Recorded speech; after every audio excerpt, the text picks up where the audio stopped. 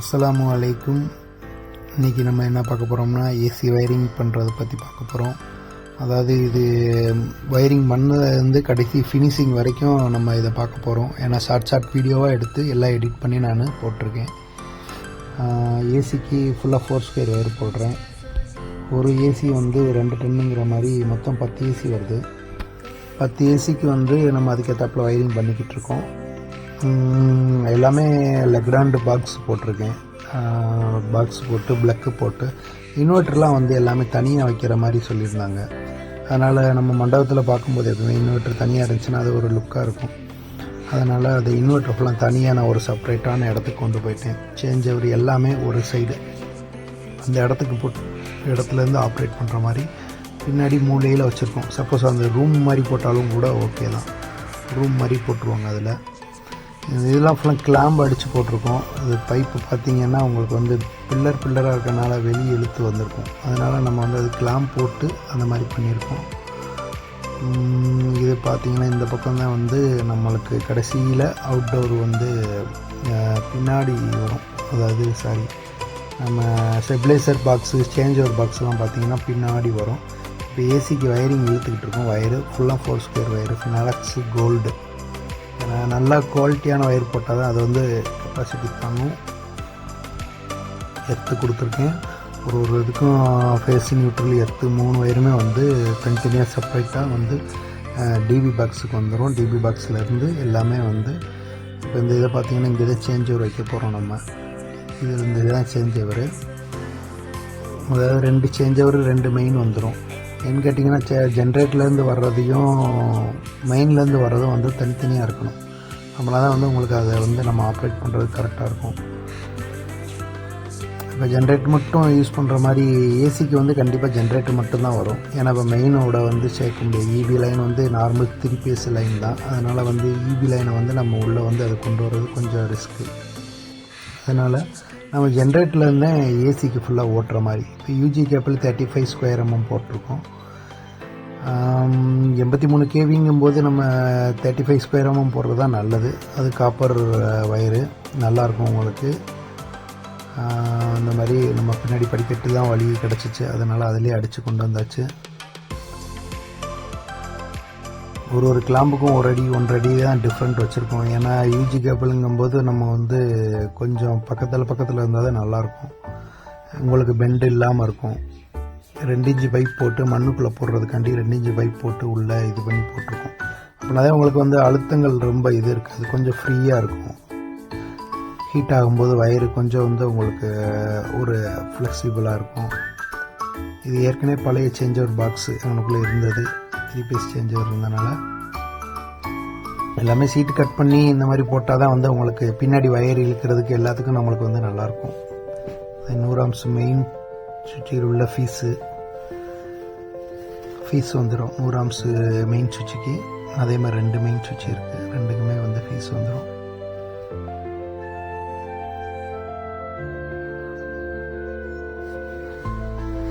மொத்தம் நம்மளுக்கு ஒரு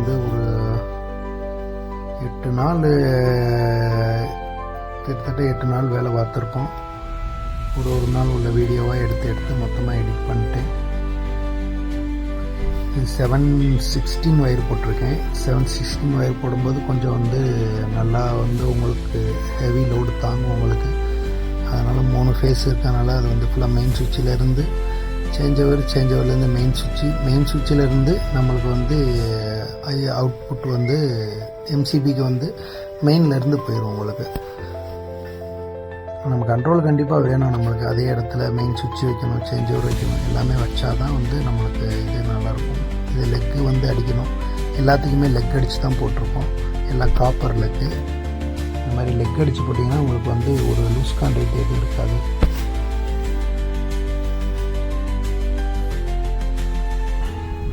இந்த லூஸ் கான்டாக்ட் இருக்காது. லெக் அடிக்கிறது மட்டும் கொஞ்சம் ஹார்டாக இருக்கும்.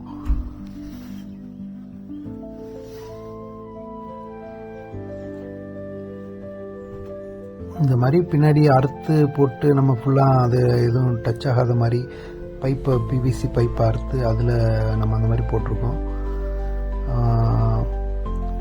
வயர் எதுவும் ஒரே மாதிரி தெரியணுங்கிறதுக்காண்டி 12 mm வந்து சொட்டு நீர் பாசன ஓசை வந்து உள்ளே கொடுத்து அதில் ஒன்று ஒன்றா போட்டிருப்பேன்.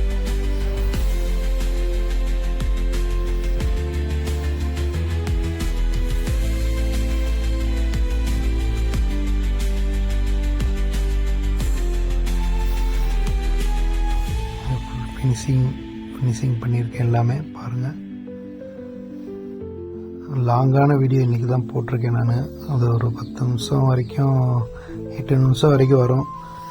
ஃபுல்லாக பாருங்கள். ஏன்னா ஒரு சின்ன சின்ன வீடியோவாக போட்டோம்னா 5 நிமிஷம் ஒரு 3 செகண்ட் 10 செகண்டு தான் இருக்கும். அதனால தான் நான் வந்து ஃபுல் வீடியோவாக போட்டிருக்கேன். இது ஒரு ஒரு பாக்ஸு தான், ஐசோலேட்டர் பாக்ஸு. அதாவது லைட்டு லைனுக்கு மட்டும் ஜென்ரேட்டர் தனியாக வேணுங்கிற மாதிரி சொல்லியிருந்தாங்க. அதனால் அங்கேயே ஒரு ஒரு பாக்ஸ் வச்சாச்சு. இந்த பாக்ஸ் பார்த்தீங்கன்னா வந்து ஸ்டெபிளைசருக்கு தனியாக ரெடி பண்ணி கிளாம்பு மேலே ஆங்கிள் போட்டு அதுக்கு மேலே சீட்டு போட்டேன். ஏன்னா இப்போ வந்து தனித்தனியாக நம்ம எடுத்து ஃபிட் பண்ணோம்னா வயர்லாம் வந்து அதிகமாக இருக்கும். அதனால் கண்டிப்பாக அது வந்து ரொம்ப ஒரு கொசமொசன்னு இருக்கும். அதனால் இந்த மாதிரி ஆங்கிள் மாதிரி போட்டோம்னா நம்ம எதனாலும் ஃபால்ட்னாலும் எடுத்து பார்த்துக்கலாம். வயரிங்கும் வந்து உங்களுக்கு கொஞ்சம் ஒரு ஃப்ரீயாக இருக்கும், எந்த ஒரு இது இருக்காது. இது வந்து ஏசிக்குள்ள எம்சிபி பாக்ஸு. எத்தனை ஏசி இருக்கோ அத்தனை ஏசிக்கும் இங்கே தான் மொத்த கண்ட்ரோலில் வருது. ஒரு ஃபேஸில் வந்து 3 ஏசி யூஸ் பண்ணுற மாதிரி வச்சுருக்கு. 3, 6, 9 இப்போதைக்கு 9 ஏசி தான் யூஸ் பண்ணிக்கிட்டு இருக்காங்க. அதுக்கடுத்து தேவைன்னா நம்ம அதுக்கேற்றாப்புல எக்ஸ்டெண்ட் பண்ணிக்கலாம். ஃபுல்லாக எல்என்டி தான் போட்டிருக்கு. எல்என்டி எம்சிபி, எல்என்டி சேஞ்சவர் சுவிட்சு. நம்ம 2.5 கூட நம்ம லெக்கு தான் அடிச்சிருக்கோம். பார்த்தீங்கன்னாலே தெரியும். 2.5 வயர் 4 ஸ்கொயர் வயர். 2.5 வந்து எடுத்து கொடுத்துருக்கோம். 4 ஸ்கொயர் ஃபுல்லாமே வந்து ஏசி இன்புட்டு ஃபேஸு நியூட்ரல் கொடுத்து எல்லாமே வந்து உங்களுக்கு லெக் அடித்து தான் மாட்டியிருக்கு. அப்போ தான் வந்து உங்களுக்கு வந்து ஒரு ஃபினிஷிங் இருக்கும், லூஸ் கான்டாக்ட் இருக்காது, நல்லாயிருக்கும். அப்புறம் மண்டபத்துலேயும் லைட்டு வந்து பார்த்திங்கன்னா கொஞ்சம் ஓல்டாக இருந்துச்சு. அதனால் எல்லாமே வந்து நம்ம வயரிங்கும் வந்து லைட்டையும் வந்து நம்ம இது பண்ணிட்டோம். ஃபுல்லாமே வந்து 45 வாட்ஸ் ஷெர்லைட்டில் வந்து டிசைனிங் லைட் மாதிரி சொல்லியிருந்தாங்க. அதனால் அந்த லைட்டை ஃபுல்லாக நம்ம மாட்டி மொத்தம் 40 லைட் இருந்துச்சு, டிப் லைட்டு. 40 லைட்டுமே மாற்றியாச்சு. இப்போ மாற்றினதுக்கப்புறம் தான் உங்களுக்கு அந்த இடமே வந்து நல்லா ஒரு பிரகாசமாக இருக்குது. மண்டபங்கும்போது வந்து உங்களுக்கு அந்த லைட்டு போட்டால் தான் வந்து அந்த லுக் இருக்கும். அதனால் வந்து ஃபுல்லாகவே லைட்டை மாற்றியாச்சு, ஃபுல்லாக லைட்டையுமே. ஃபேன் வந்து நார்மலாக கொஞ்சம் போட்டுக்கிட்டாங்கன்னா ஏசி போடும்போது உங்களுக்கு கொஞ்சம் கரெக்டாக கொடுக்கும். ஏசியோட வாட்டர் லைன் வந்து நீங்களே அடித்து கொடுங்கிற மாதிரி சொல்லியிருந்தாங்க. அதனால் ஏசியோட அவுட்லெட்டு தண்ணியும் பைப்பையும் நம்மளே அடித்து கொடுத்தாச்சு. ஸ்டெப்லைசர் மாட்டியாச்சு. அவ்வளோதான், எல்லாமே முடிஞ்சிச்சு. நீங்கள் எல்லா வீடியோ பார்த்துட்டு லைக்கு பண்ணிடுங்க. அப்புறம் சப்ஸ்கிரைப் பண்ணி வச்சுக்கோங்க. வேறு எதனாலும் எனக்கு கான்டாக்ட் பண்ணுங்கள், நம்பர் கொடுக்குறேன். Okay, thank you. அஸ்ஸலாமு அலைக்கும்.